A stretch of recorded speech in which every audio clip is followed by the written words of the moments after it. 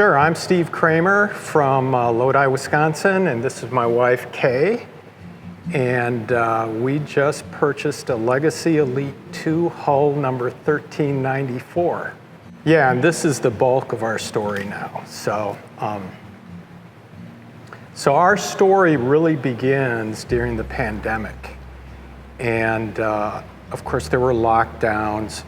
But in addition to that, late in the pandemic, we were caring for some elderly family members.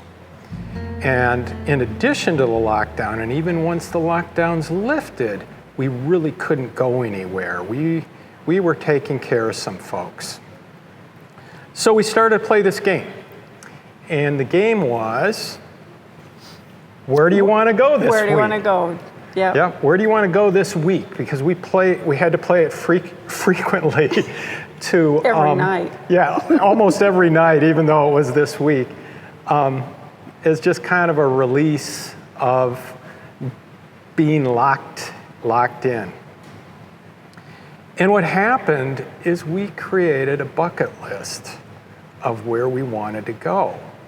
And that list was much, much different than the pre-pandemic working full-time list, which involves cities getting from A to B as fast as you could go, jet travel, airline travel, dealing with all of that. And we found that our bucket list looked a lot different. So, as the pandemic lifted and our caretaking obligations ended, then I sent an online inquiry to look at an Oliver nearby. And the way we got to that point is after we kind of created this bucket list, we were looking at a myriad of ways to get there. Could have been Airbnbs nearby these locations.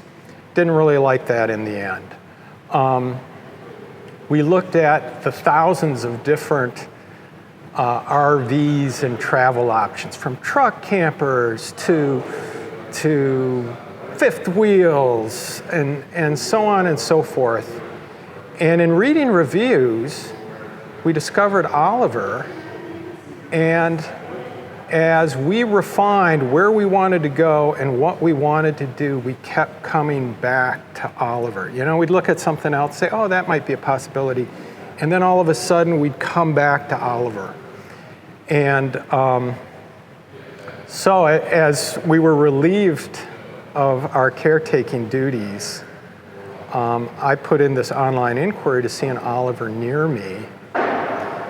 And about 4 hours after that inquiry, I had purchased an Oliver trailer sight unseen. Might sound crazy, but we had spent a lot of time looking. We knew what we wanted. We knew what options we wanted. We had this really nailed down. And to go through the usual procedure of kicking the tires and all of that after all the research we had done seemed unnecessary. I mean, I was just going to say that there were days that we thought, oh, this brand might be good, or this, but it's just saying more of what you said, is that we'd say, oh, we'd kind of have our mind set on this one, and then it would no, I read reviews, and this and that are wrong, and this and that are wrong. So we just kept coming back to Oliver all the time. So I looked at the dates. I think I contacted Josh literally about 3 weeks ago. It's not even a month. So happened pretty quick. Yeah, it did. So our experience working with the sales department was brief. It's regrettable that I didn't make Josh work a lot harder. I'm joking. And it's not because he was pushing to make a sale at all. It was kind of the realization that we had already made a decision. And, to do a factory tour, sure, it would have been interesting, but as it unfolded and we talked about the ordering process, and timing that ordering so that we could take advantage of this fall's camping season, we really began looking seriously at inventory unit that was immediately available. And we took a look at that inventory unit, and it matched up pretty well, and the things that we wanted, they could easily add. So boom, here's the down payment, we'll see you in a couple of weeks. And we were done. And Josh was great, he answered any questions we had, but we really didn't have that many. And as I say, That's because you did your homework. Yeah, we had done our homework, and we knew what we wanted, and there wasn't a lot of hemming and hawing and debating needed. Yeah, we are so thrilled to be tackling our bucket list, which will actually begin about 2 weeks from today. And we're headed to lots of places called nowhere in the state of anywhere. But to be more serious, we're going to do a lot of state park camping. Most of the state park, most scenic spots don't have electrical hookups, don't have hookups at all. They're called rustic campsites in Wisconsin. And you got a fire ring and a picnic table. And that's about it. But you got a great view, and you're not too close to your neighbors. And during some of the hottest weather, it's nice and cool up there, and fresh air, and that's where we're going. So initially this fall, we'll do a lot of state park type camping, off-grid, completely off-grid. We'll probably expand into Canada at some point and a little bit further trips, but that's down the road. And those are on the bucket list. We want to see, what was the one that you wanted to see?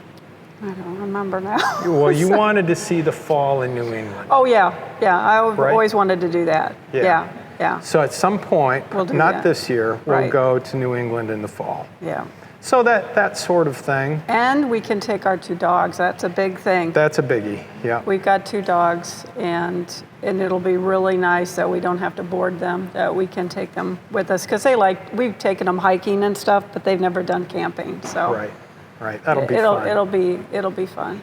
So, it's a lot more about the journey now, whereas prior to the pandemic, when we were still working, get there as fast as you can, enjoy for a few days, get home as fast as you can.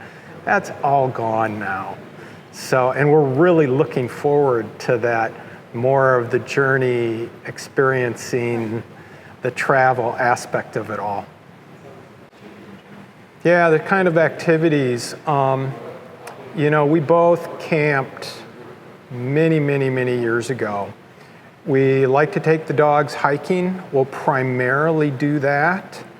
And then just kind of chilling out in a different, beautiful, natural setting. So, it'll be a function of our abilities in that given week, as to how far we hike. But in almost all the locations we're looking at, we're always looking for adjacent hiking opportunities. An easy hike in the morning, an easy hike in the afternoon, hang around the campsite, the rest of the day.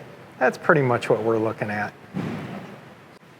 Well, I would tell them to do their homework like we did, and also know what is really important to you and what maybe isn't as important to you. For us, we didn't want anything huge. We don't want to haul around a big house, We want to be able to maneuver it. But yet, we wanted some luxuries too, and we felt like the Legacy 2 was just sort of the best of everything that you could get in a camper.